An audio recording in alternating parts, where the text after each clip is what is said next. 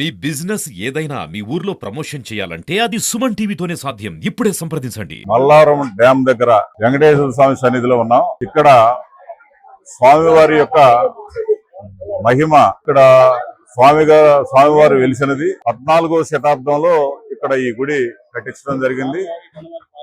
ఈ సంవత్సరం లాగానే ప్రతి సంవత్సరం కూడా బ్రహ్మోత్సవాలు చేస్తారు. అదే సందర్భంగా ఈ రోజు ఇక్కడ గుడి దగ్గరికి రావడం జరిగింది. మా అన్న మరి పొరిపాటి శ్రీనివాసు, కొండలు, మన బాలు, వీళ్ళందరూ దీంతో ఇది చాలా అద్భుతంగా ఇక్కడ ఈ మండలంలో అందరూ కూడా గొప్పగా ఈ కార్యక్రమాన్ని ఇక్కడ చేస్తారు.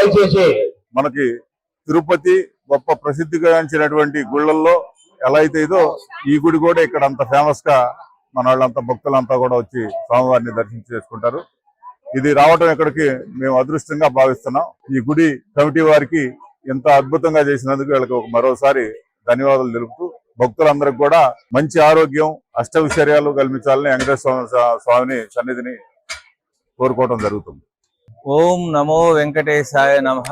వైఖానస ఆగమం ప్రకారం కలియుగ వైకుంఠం అయినటువంటి శ్రీ శ్రీనివాసుని కళ్యాణ బ్రహ్మోత్సవాలు మే నెల 7వ తేదీ నుంచి 17వ తేదీ తోటి ముగింపు కార్యక్రమాల్లో ప్రధాన ఘట్టమైనటువంటి స్వామివారి కళ్యాణ మహోత్సవం వేలాది భక్తులతోటి కిటకిటలాడుతూ మల్లవరం శ్రీ వెంకటేశ్వరుని క్షేత్రం ఆనందదాయకంగా భక్తులు హరహర గోవింద నామాలతో చక్కగా అలరించి భక్తులు ఎంతో స్వామివారి కృపకు చక్కగా పాత్రులై తీర్థప్రసాదాలు తీసుకున్నారు.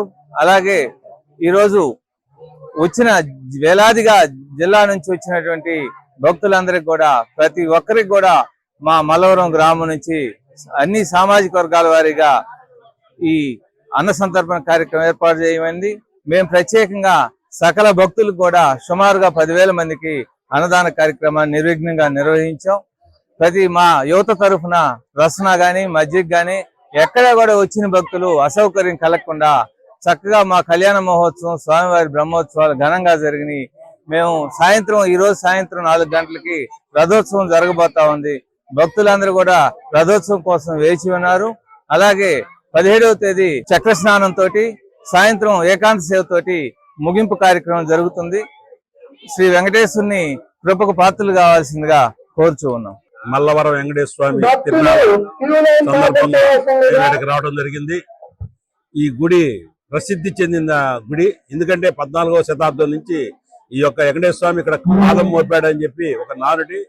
ఇది చాలా పవర్ఫుల్ అని చెప్పి ప్రకాశం జిల్లాలోనే ఇది ఒక చిన్న తిరుపతి లాగా భావించేటువంటి గుడి.